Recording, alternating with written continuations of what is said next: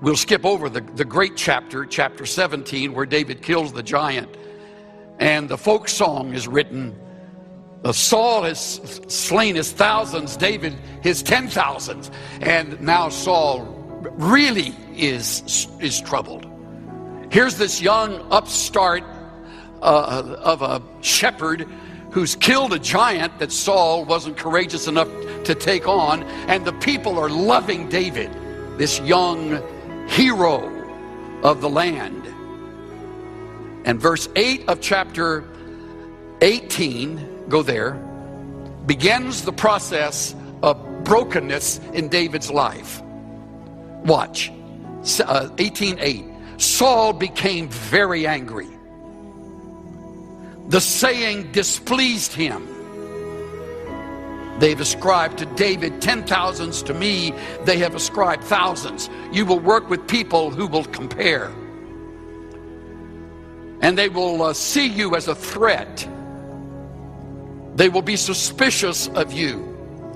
Your giftedness will work against you, especially if you are capable in areas where they are not and they hold a superior position.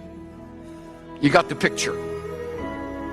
What more can he have but the kingdom? Remember, it's in the back of Saul's mind. The one statement he didn't want anybody to know about, but he's living with it. Look at verse 10. Look at the verb in the middle of the verse. He raved in the midst of the house while David was playing the harp with his hand. Verse 11, Saul hurled a spear at him. Remarkable. Verse 12, Saul was afraid of David. Verse 13, Saul removed him from his presence. Verse 15, he dreaded him.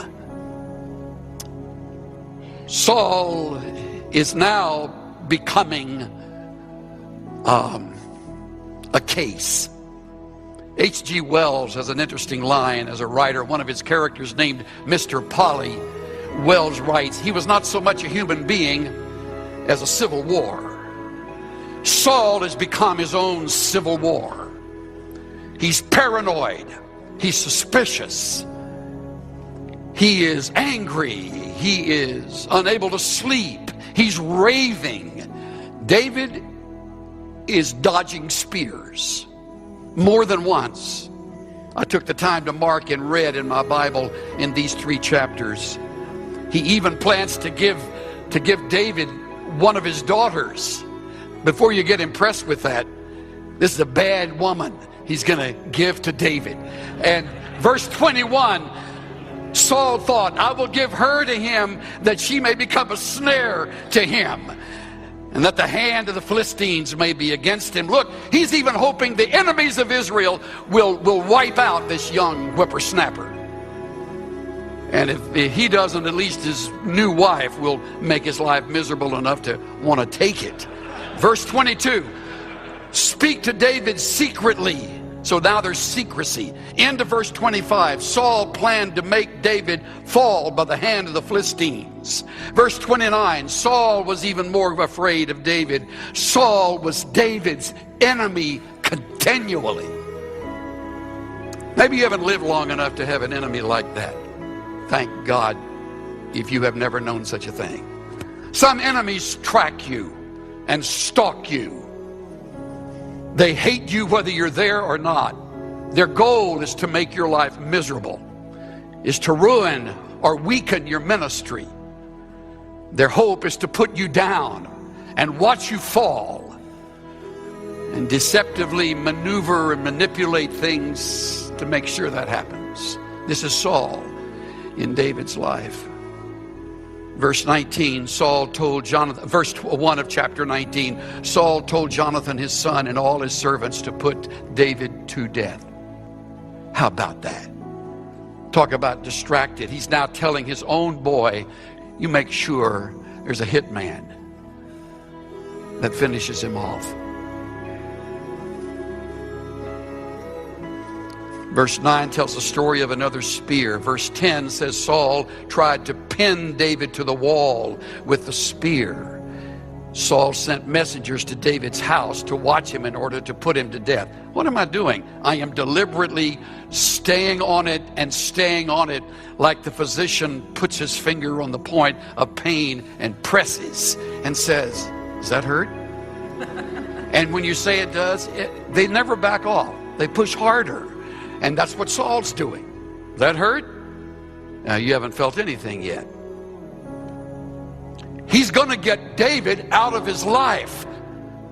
What David can easily forget is that Saul is the tool being used by God to prepare him to king it, so that he will not be a Saul replacing Saul.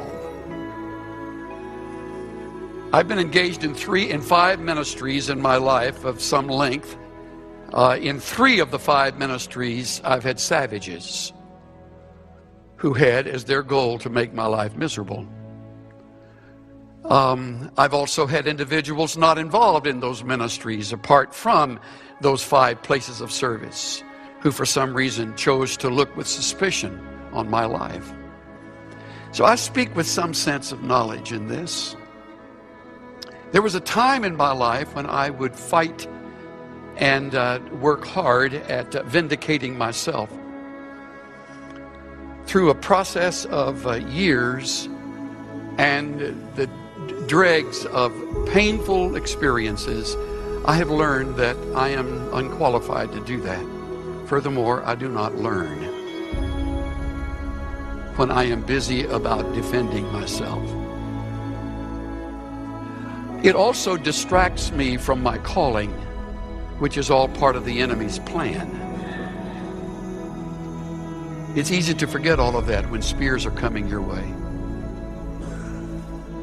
David had a question, this man continues to write. What do you do when someone throws a spear at you? Does it not seem odd to you that David did not know the answer to this question? After all, everyone else in the world knows what to do when a spear is thrown at them. Why, you pick up the spear and you throw it right back. When someone throws a spear at you, David, just wrench it right out of the wall and throw it back. Absolutely, everyone else does that. You can be sure. And in doing the small feat of returning thrown spears, you will prove many things. You are courageous. You stand for the right. You boldly stand against the wrong. You are tough and can't be pushed around. You will not stand for injustice or unfair treatment. You are the defender of the faith, the keeper of the flame. You are the detector of all heresy. You will not be wronged. All of these attributes then combine to prove that you are also a candidate for kingship. Yes, perhaps you are the Lord's anointed after the order of King Saul. There is also a possibility that some 20 years after your coronation, you will be the most incredibly skilled spear thrower in all the realm, and most assuredly, by then, quite mad.